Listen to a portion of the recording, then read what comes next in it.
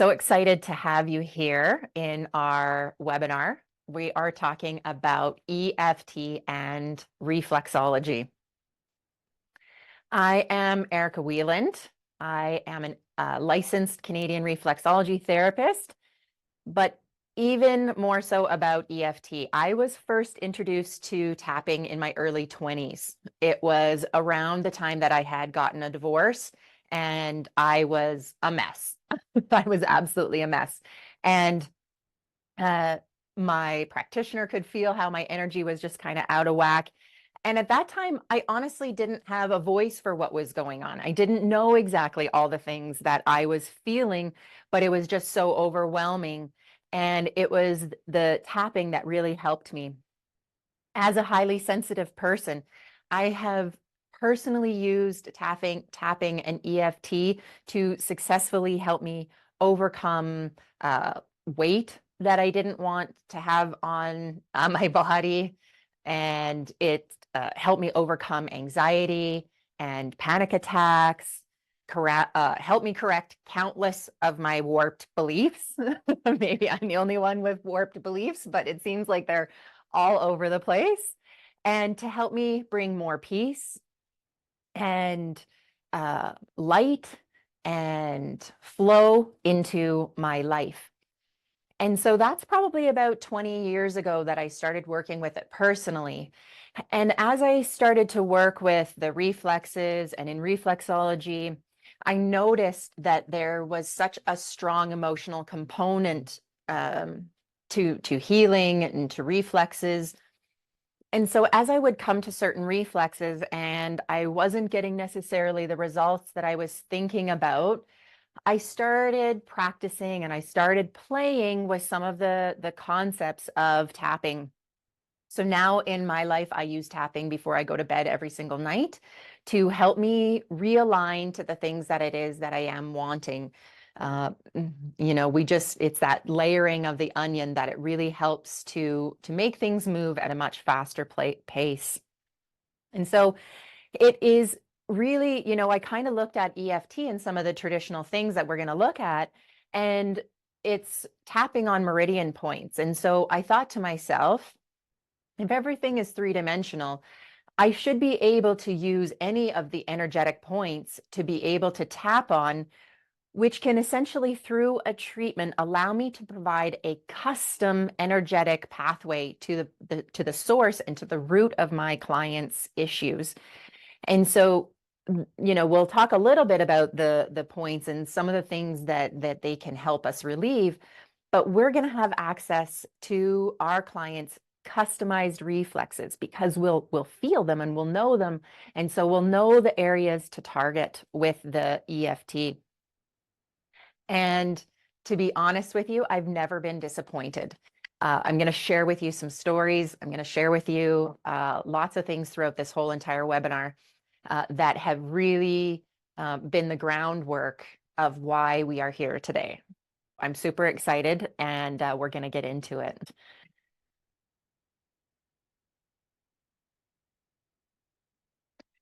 Welcome to EFT and reflexology and how to integrate this for emotional release. So thank you for joining us.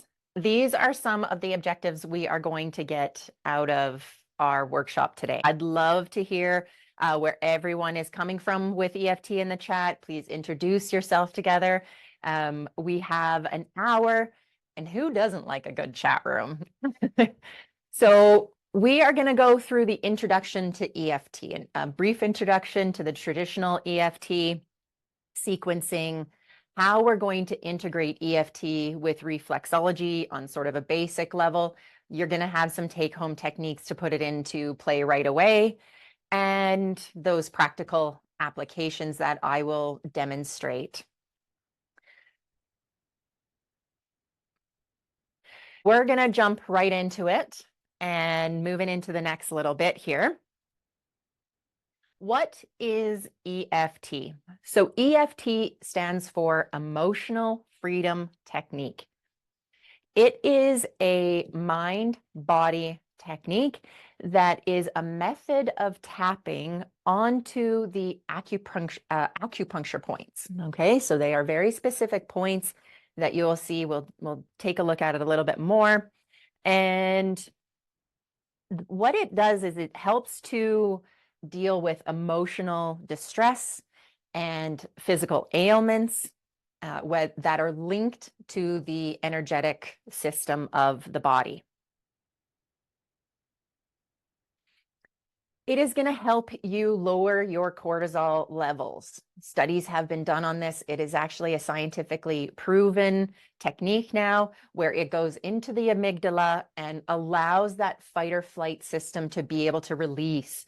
What ends up happening when we have those traumatic events or when we have any kind of event that creates that high cortisol stretch, it causes a freeze frame. And so those events are frozen in time and in space, and therefore consistently creates attachments to those events. And so with the tapping, we're able to release that cortisol attachment and allow the freeze frame to move through and for the body to flow it out of the cells.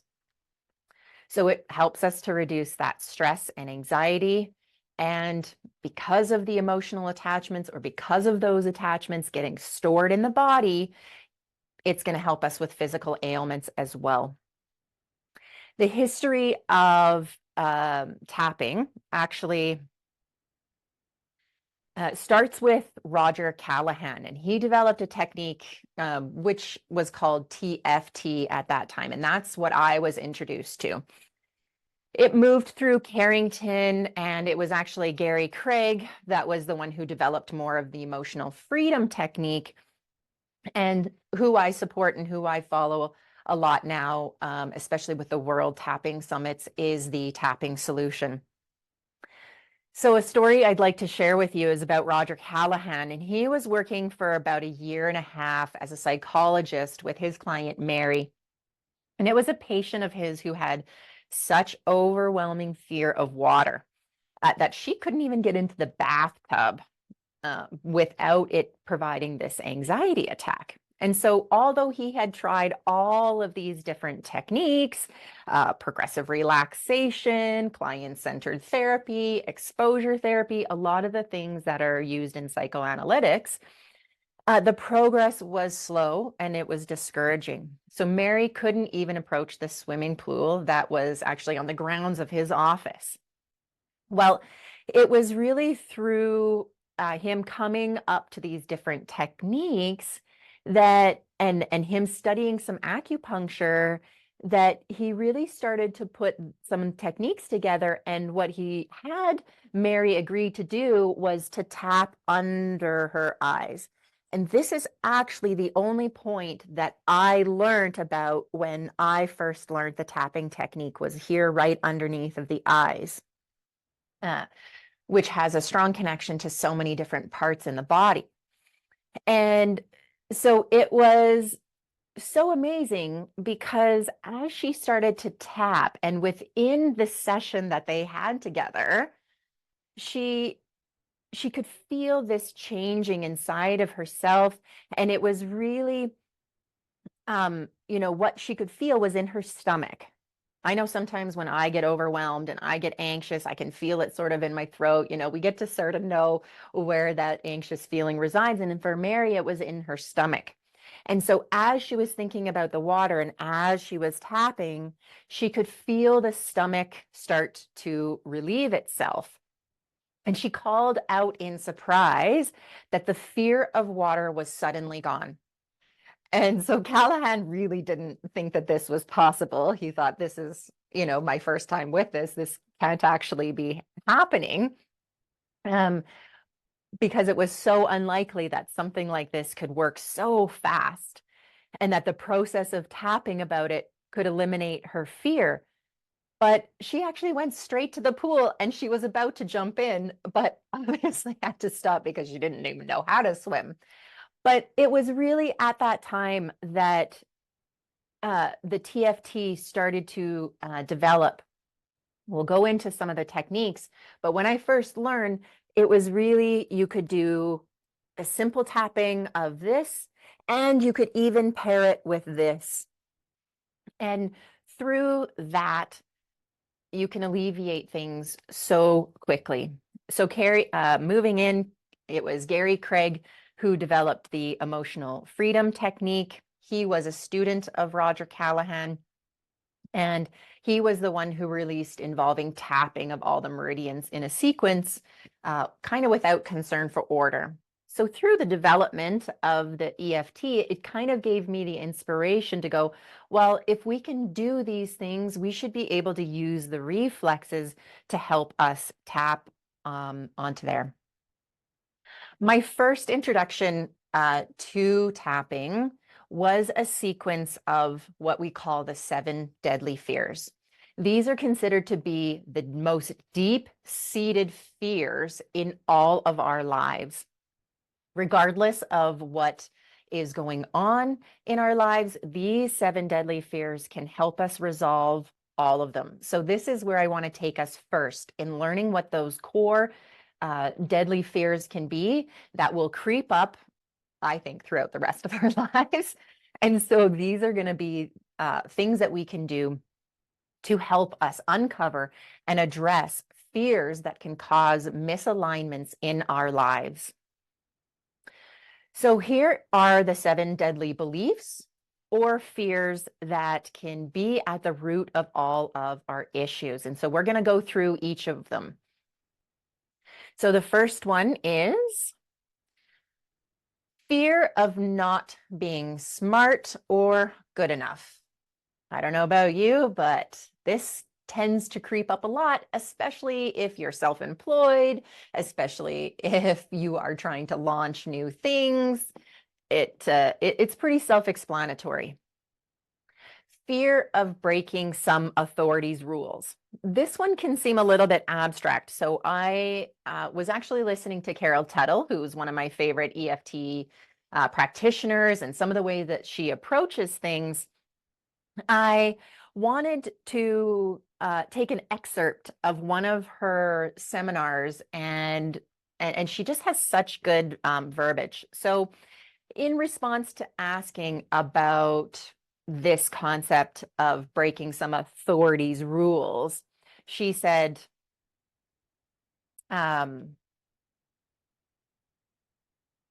well, I think that it's a response to a feeling that the inner rebel is making a choice. So she's talking about in terms of us having an inner rebel. And I didn't quite understand that because I'm an outer rebel in lots of ways.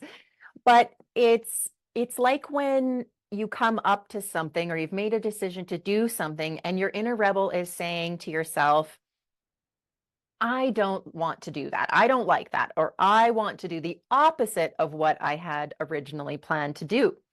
If you look deeper, what's the feeling you're feeling that would provoke that? And the feeling would be a sense of powerlessness. So when we have our to-do list, or when we have our workout program, or when we have those things that are good for us even, and it makes us feel powerless because we have to do it in order to get the results. And sometimes that can make us feel powerless.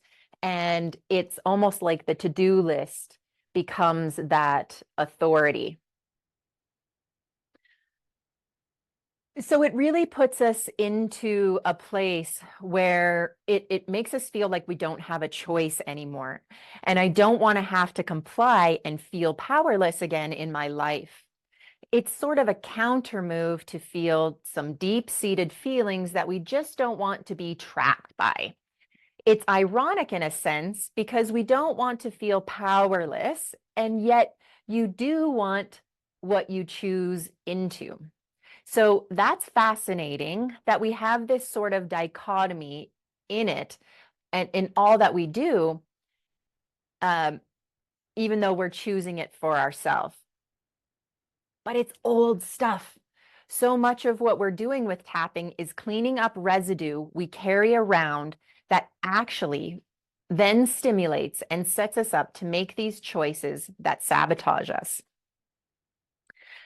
And she says that the origin actually goes back to our childhood. where it was a phase of our lives where we didn't have power and choices, but more so we were complying all the time. Our parents were telling us all the time what to do. A lot of compliancy to systems and adults, parents, teachers. And so we have a good portion of our life that felt like people were making the choices for us. We felt like we had to do things. We should do things. We did a lot of things to please our parents, to help hopefully improve moods. There was a lot of time we didn't have choice. And so this can be where there was a lot of trauma or abuse and things that were really life-threatening when you're small, or even into your teens. It can have that perception, and those can cause those freeze frames. And so that's just a little bit more of an explanation of what sometimes that fear of breaking some authority's rules. And we can even create those rules in our own self. So we're just going to clean it all up, and tapping helps us do that. The third one, fear of rejection of self or others. I did this constantly when I was a door-to-door salesperson. It's what helped me get through university. That's how I paid for my university. And I'll tell you, knocking on people's door, going door to door, there was huge fear of rejection.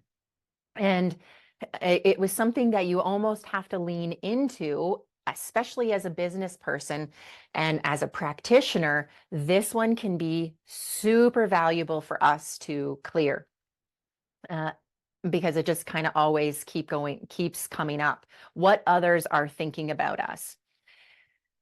Probably over the last 4 years, we've had a lot more fear creep in about fear of illness or disease. Fear of loss of loved ones, and our relationship with the other half, or the other side of life. Fear of not making enough living, fear of not being able to financially support yourself, fear of not being able to find the job or the career that we're liking.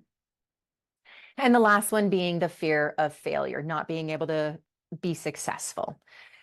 So Callahan said that these are the 7 most deeply rooted fears, or what he calls the deadly fears, because they will cripple us from being able to get a life free from pains and free from those fears that can sabotage our lives and what we want. And so what we do with these statements is that if we were to say, if we were moving into these 7 deadly fears, we want to take a look at see how they make us feel. And if we start talking about these things and you feel that bit in your chest start getting tight, or you feel that emotional arousal because it's starting to ring true for you that we do have these fears, tapping calls this the SUDS number. And what we do, and what they like to do, is help us understand the impact and effect that tapping can have on us by rating our reactions to certain things by this SUDS number. Usually 10 means that we believe it. So if I say to us, I have a fear of failure, it rings true at about an 8 or a 9. And the ideal perspective would be to use the tapping to help release the cortisol and that attachment to that belief or fear, and bring that SUDS number down to closer to a 1. So we're going to move into the next portion about the EFT. And we're going to take an example of how the EFT. So what happens is all those fears end up going into our bank and into our memory. And so we're going to do a little bit of a guided practice now on the steps for tapping. So as you'll see, the traditional tapping sequence now is we start with a karate chop. And this is where we do our identifying of the issue and where we do our setup statement. Then we move to the different tapping points. We've got 2 in through the eyebrow, We've got 2 in through the side of the eye, under the eye, on the upper lip, under or on the chin area, the collarbone, the under the arm, and I've added in another one, which isn't very common, the bottom of the rib cage, because it's very strong for the liver and the kidney area, and as well through the top of the head. So those would be considered more of your traditional tapping points and meridian points that you can see frequently demonstrated in lots of tapping sequences. So if anyone's brave enough to put into the chat, which of those fears that we saw really struck for you? Because we're going to go through, as a group, we're going to go through this tapping sequence. You can join us if you like. You don't have to. But I would like us to go through a particular sequence together. But let's see. Ooh, love it. So we have the fear of not being good enough. And so what the idea is that we're going to identify the issue. Okay, so we've identified the issue that it comes down to a fear of not being good enough. And so the SUDS number, or the emotional identification number, I know that there's a definition for SUDS. It's not coming to me right now, but it's basically the rate at which we're identifying with the issue. If 10 was, I'm feeling really attached to, or not attached to, but it rings true. When I say the statement, I'm not good enough, 10 being, I believe that fear strongly, down to 1 being, I don't feel it at all. When I say I'm not good enough, I don't feel that very strongly. So I want everybody to identify whatever that number is for you with that fear. So we're rating the intensity of that fear in our body right now. Okay, so then the next step is going to be creating this setup statement. There's lots of ways to do this. Traditional way is that we do the setup statement first. There are many reasons why we would sometimes skip this step, but we're going to do this step for us. So what we would do is we would have even though, and then we insert the fear of not being good enough. We move into the finishing part of it, which is I totally and completely love and accept myself.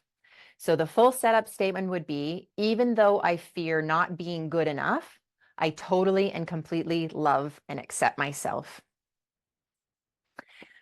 What we're going to do is, after we have done the setup statement, so while we're doing the setup statement, we do the karate chop point, or the side of the hand, which is a very strong pericardium and small intestine meridian. So fantastic for getting into the heart and the fire element, our passion, our emotional state. We're going to tap on here 3 times. Generally, if you're with an EFT practitioner, they would say the setup statement and you would repeat out loud to yourself. So I will give you time to repeat after me. After we've done the setup statement 3 times, we're going to move through the tapping points. We're going to do 1 round focusing on allowing the issue to come out of the cells. A lot of people will ask, well, why do we focus on the negative? Well, the negative is stuck. The negative is stuck inside of our tissue. It's stuck inside of our energy centers. It's stuck. So we have to give a voice to it. It wants to feel safe to be able to come out, because sometimes we don't know what to do without the fears. And so we want to be able to provide that safe environment to our bodies that allow it to feel safe in order to come out. So we'll do 1 round on the negative statement, and then we'll do 1 round in a positive statement, and then we can see where we're at on our subs number. So if you can write that down, or if you can remember, we're gonna we're going to start tapping on that. Okay. So if you want to join us, go ahead. You don't even have to join. But here we go. All right. So we're going to start tapping on the side of the hand. And we're going to start with our setup statement, and you guys can go ahead and repeat after me. So even though I fear not being good enough, I totally and completely love and accept myself anyway. Even though I fear not being good enough, I totally and completely love and accept myself anyway, and choose to let my body relax.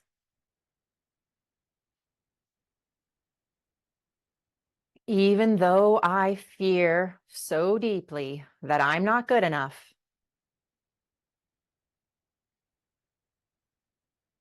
I am choosing to love and honor where I'm at right now and allow my body to completely relax. Okay, so now we're going to go through each of the points, starting at the eyebrow point. I'm not good enough. Side of the eye. I am totally just not good enough. Under the eye. I'm not good enough. Top of the lip. I'm simply just not good enough.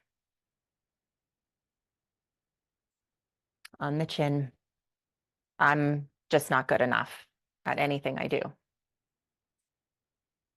Collarbone. What if I'm just not good enough? Under the arms. I fear that I'm just not going to be good enough. Under the rib cage. I'm not good enough. Top of the head. I'm really just not good enough. Okay. Now, if your SUDS number was still high, you would continue with that until you could start to feel it coming down. But we're going to move into the positive side and the eyebrow point. But what if I am good enough? Side of the eye. I could be good enough. Under the eye. I want to be good enough. Top lip. I know sometimes it can be scary.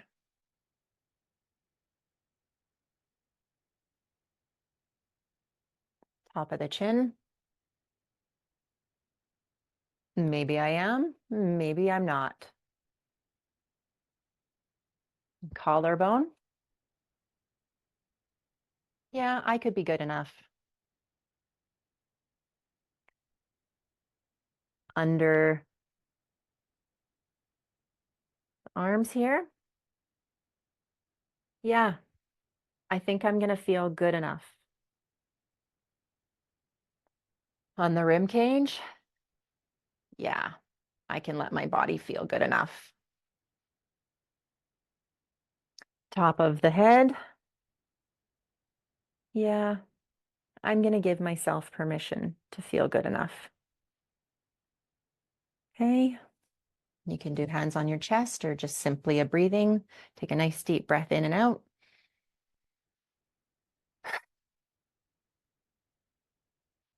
And so now that was a simple one round, but I want you to think about the statement again, I'm not good enough, and see if your SUDS number has gone down at all. And I'm betting it has.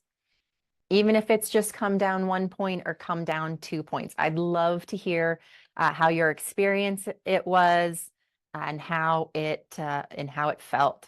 Okay. All right. We are going to go deeper into this into the 3-hour workshop. We don't have a ton of time to get into it right now. There's so many different variables, especially when we're working with people on the table, in how we can get down to some of these deep-seated fears that are stuck in people's bodies. Okay, so we create the setup statement, we perform the tapping sequence, and then we get going. We get going with all of that. Okay, so you guys are going to have this available for you in the PDF that comes to you. All right, moving on, we're going to think about the reasons why we integrate EFT and reflexology. One, it is going to help enhance your practice. Okay, you are going to get faster results. It's going to be lights out. Two, it's going to address emotional blockages in a way that helps you stay within your scope of practice and avoid getting into the stories that people have wrapped around in their cells. And it's also going to help you. So you're going to be able to do these techniques personally as well. 3, improve client outcomes. And 4, root cause treatment plan. It's going to help uncover the root causes of whatever it is that the person is coming to you for. I have a few examples. I have a client that I'm currently working with, very aware client, very surprised considering it's actually his first time being introduced to any kind of alternative medicine techniques. So I feel like I dumped the book of weird right onto him, but it was super appropriate.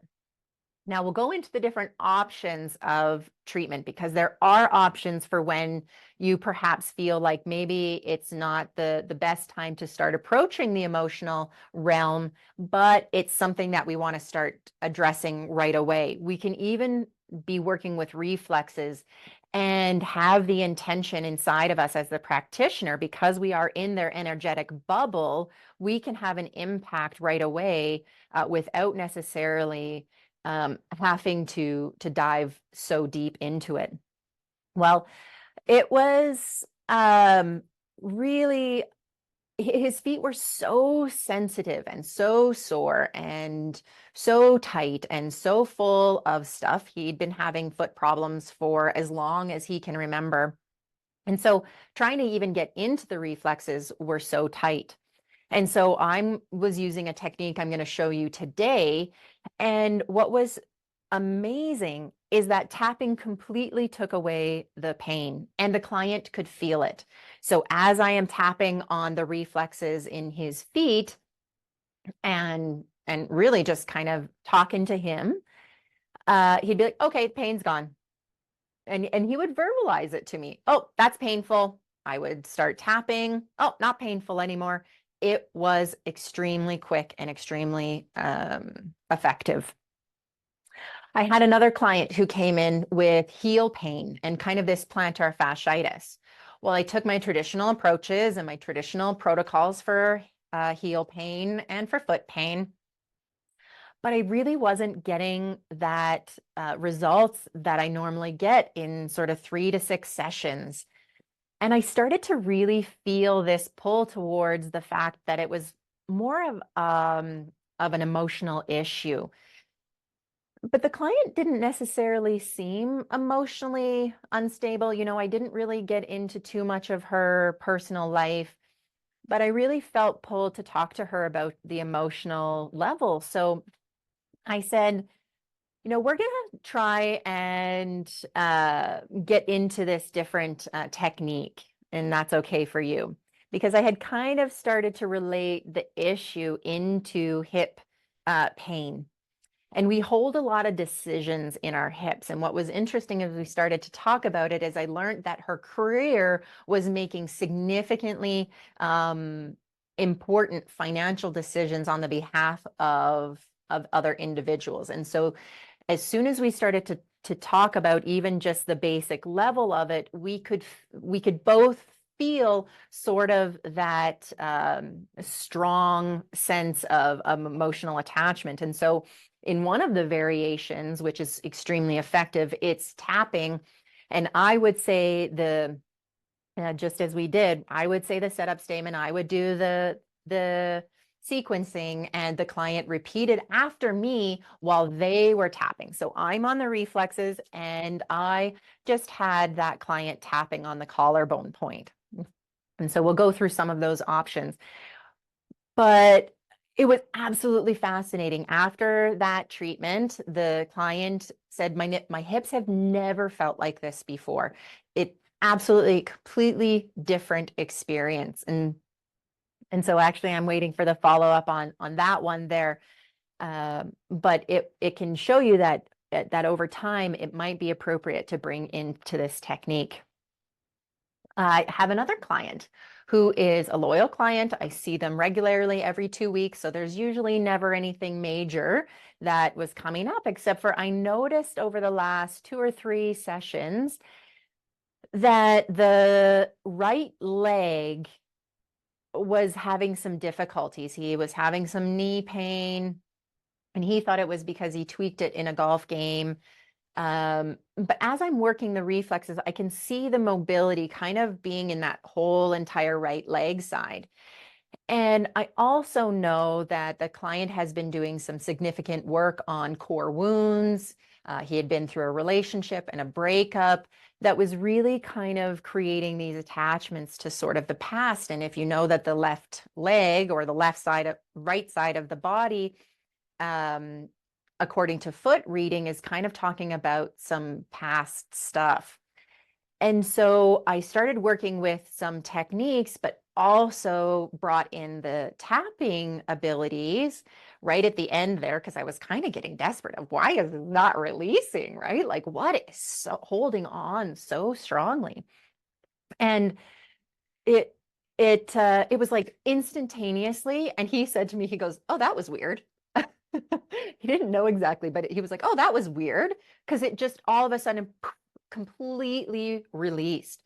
He had actually booked to go and get a scan. He thought for sure that there was just something mechanically wrong with him and that he should get a scan and x-rays to see what had actually happened in that area. But it was really at the end of the treatment, it was my final attempt to see if we could get this to release. And it was absolutely phenomenal how quickly it helped us to release that tension pattern that he was holding on so tightly to, that had that little emotional attachment string to. So it really is like that miracle blue pill that you can have in your back pocket now to help you release some of those attachments. Yeah. When to use EFT and reflexology. When a reflex is not releasing after some of your traditional techniques. When the issues are lingering. So if you're used to getting a little bit more results, or the issue that you're working on isn't progressing and we're feeling like we're just kind of lingering with things, perfect time to use EFT. When there are related emotional or mental challenges. So even if somebody presents that to you, they start talking about their foot pain, or they start talking about their issue, and you can tell that they're really upset about it, or that they're crying about it. You can actually physically see the emotional attachment, and they talk to you about that emotional or mental block. And when the reflex area is too sensitive to treat. I know that there's been many times where I will get into the liver reflex, or even the heart reflex, stomach reflex, when there's so much emotional attachment, or when there's so much sensation into the reflex that I'm even, it's almost like I'm not even touching the reflex, and it's creating that emotional arousal. Great time to use EFT. All right, so we're going to now take a look at some of the options that we have as a practitioner of how we can implement reflexology with the EFT. So option number 1, Practitioner is going to tap on the reflexes and say the sequence in their head. Option number 2, the practitioner taps on the reflexes and says the sequence out loud. Okay, so I'll demonstrate that after. Option number 3, practitioner taps on the reflexes and says the sequence out loud, and the client repeats it in their head or out loud. Okay. Option number 4, we can have the practitioner holding the reflexes and the client can tap on the given points. So more on the given traditional points. Okay, so we can hold and create an energetic hold while the client is doing more of the tapping. And option 5, the practitioner holds the reflex and also taps on the spine or the bladder meridian, or what in reflexology we call the spine pertaining to nerve, which I will show you. So those are going to be the major techniques that we'll go through in this workshop, and those different options. And so now we're going to talk about the effectiveness of each of these. So if we have the practitioner tapping and saying the sequence in their head, this is good for practitioners that are comfortable with internal focus. So if you have a meditation practice, or if you have that strong intuition, if you can feel tuned in and tapped in with some of your clients, this is going to be very effective for you. The next one engages both the practitioner and the client verbally, so it does have a lot more effectiveness. It also gets them participating and engaged into the treatment. So that's when the practitioner taps and says the sequencing out loud. Very and highly effective. Okay, maximizing engagement and repetition. The practitioner is tapping and says the sequence out loud, and the client repeats in the head or out loud, kind of like what we were doing. They can tap as well, whatever that participation is there. Yes. It's very effective as well to have the client take an active role in the treatment, which means that we as the practitioners are going to hold the reflexes and the client is going to tap on the given meridian points. The last option there, which is very effective at targeting the nervous system directly. So a lot of what reflexology and EFT is about is calming that nervous system, that fight or flight system, and allowing those freeze frames to flow and exit out the body, go to the ethers, and heal. And it is extremely, very, very effective. Okay. Now let's get into how to use EFT with reflexology. So now we're going to demonstrate EFT with reflexology with a focus on the nervous system via the spine reflexes or the midline of the body, and a local reflexology tapping. The science shows that these techniques are going to reduce levels of cortisol body of up to 50%, which helps us increase immune function. Okay. By tapping on these points, we are sending signals to the brain's fear center, the amygdala, indicating that it is safe to stand down from the high alert. Okay. So we are going to move into some demonstrations. So we're going to start simple. Okay. One of the things that we can do as practitioners is we can basically use any of the reflexes that we might have access to. Okay, so as we're working through the face or the ears or the feet, we come across a reflex that is tender. So we just start where we are. So the one setup statement is good would be simply, even though this reflex is tender, I'm still going to love and accept myself. So we just start exactly where we are. Even though this reflex is not releasing, I deeply and completely accept myself anyway. So here you see the slide that talks about the variations of demonstrating EFT with reflexology. So we come across a reflex, whether it's the mind reflex or it's the thyroid reflex, it's the liver reflex, or it's the solar plexus reflex, the thymus reflex. It can be any reflex whatsoever. Come into the lobe, which is very strong for the head in auricular therapy. So wherever we're feeling those tendernesses and it's maybe not releasing with our normal thumb walking or other techniques that we have, we're going to simply tap on that reflex, and in our head, in the practitioner's head, even though this reflex is not releasing, I deeply and completely love and accept myself. I could also say out loud, even though this reflex feels stuck, I choose to feel safe letting it go. And I'm not even tapping on anything right now, you guys, but I can feel these shifts inside of my body and inside of my own energetic system. So if you can tune into these things and feel it, if you're a sensitive person, you could probably even feel your own little reflexes starting to release and let go. Then you could go into a reflex. Let's say we're going to call it the liver reflex here. I'm going to, with option number 3, I'm going to tap onto the reflex of the liver.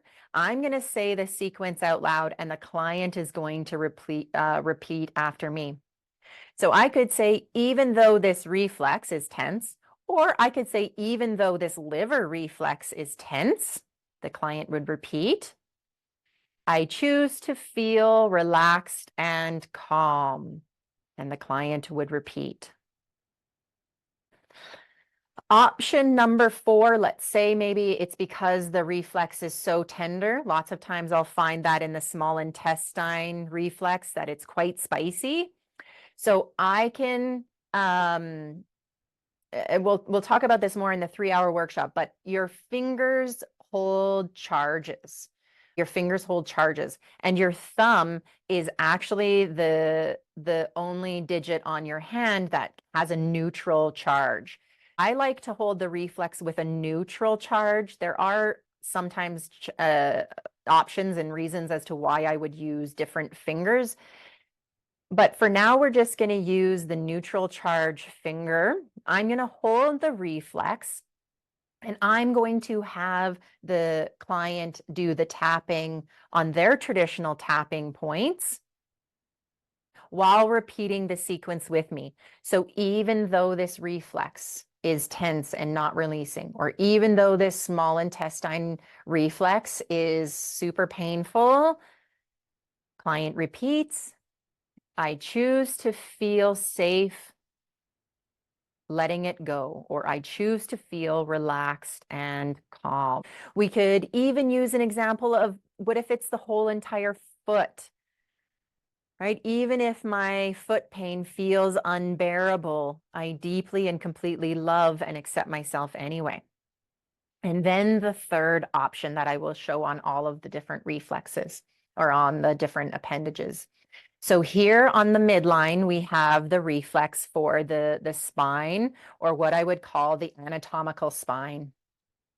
Then along the outside or the lateral aspect of the foot, we literally do have the bladder meridian, but in reflexology, we could call this the spine pertaining to nerve, because if you look at the actual bladder meridian, it runs alongside, or where the branches of the central nervous system, if we're looking at the actual back, where the branches of the nervous system come into that central nervous system. So what I end up doing with this one here is if it's strongly giving me that emotional or nervous system response, I am going to simply tap on both sides at the same time. Okay, so lots of times the foot is obviously facing me like so, and I would tap on both sides of the spine at the same time. Okay, so I'm going to tap all the way along. So I'm going to start right at where the nail beds attach here and go all the way down to the heel here. Okay, so I can start up here and I am going along the whole entire spinal system and central nervous system while we're doing our setup statements, while we're doing our EFT in combination. Okay, so that gives you a couple of different options. One, you can tap directly on the reflex. You can hold the reflex, or you can come to the central nervous system. In facial reflexology, the midline runs through the middle of the face. We know we have a spine here, and we also have a spine here, but we also know anatomically that access to the corpus callosum, which helps us with our left and right brain, which would be, another program, but I can easily tap on the midline, okay? And even one of the traditional tapping points are in the head here. So a lot of times I will use some of the traditional tapping points when I'm working with facial reflexology, but I can hold the reflex that I'm feeling the sensitivity in, and I can tap on some of the more traditional tapping points or even through the central nervous system. And I can even tap into the bladder reflex down here, or which is a continuation of the central nervous system down at the bottom of the face. When it comes to the ears, our spine is traditionally going to be found along this ridge here of the ear. And so you can easily hold onto the spine here while you tap on the other ear. There are lots of ways to work this. Now, I'm going to talk to you about two specific points that I find extremely valuable. One, if you've taken ear seating or anything with ears at all here, you're going to know that a Shen Men point resides in this triangular fossa here. What it is from Dr. Nogier's map is it is actually a thalamus point, and the thalamus is extremely valuable for us to know because it is what helps us to control our senses and our interaction with our environment, which can have a very strong impact on that amygdala and that fight or flight system. So if you know the Shenmen point, it is actually a thalamus point. The other thalamus point is going to be on this onto the earlobe here. It's the word is intertragic. No, this is the intertragic. No, anyway, it'll come to me. But onto that little lobey bit here. Okay, so that is another very strong thalamus point and access into the brain, right on that tip of the point there. So these 2 points in specific can either be held. Okay, a lot of times I'll do more of a subtle energy technique on the ears, but that gives you 3 access points into the central nervous system that are going to be very valuable to be able to work with. So you've got an example, and you would just translate that into the hand where you have access to the traditional tapping point here on the outside of the hand. You have access to the spine through this area of the hand as well. Okay. And there is a mini reflection of the spine as well, right through this part of the hand. And what's valuable about here is it has a kidney and adrenal point inside of there as well. So that gives you some variations and variants in through that. Okay. There are tons of things that we can talk about with the hands. It's actually, if you didn't know, I referee basketball at a pretty high level. And sometimes when I get going at a university game and there's all the pump up music and everything, it can really create that emotional arousal. And so what I will do is I'm just even standing there, and it can be a little bit more nonchalant, is I can put my brain points together and I do a little bit of a tapping sequence like this to help bring down that fight or flight system. So lots of different options for us to work with that we'll get deeper into that 3-hour workshop. But hopefully this gives you some amazing points and techniques to get into right away. And with your PDF, you will have more examples to be able to utilize there. All right. From a holistic perspective, and in my opinion, all of the issues that your clients are going to experience are going to be multi-dimensional. There's so many different things going on. And so if we get back into the variations of demonstrating the EFT,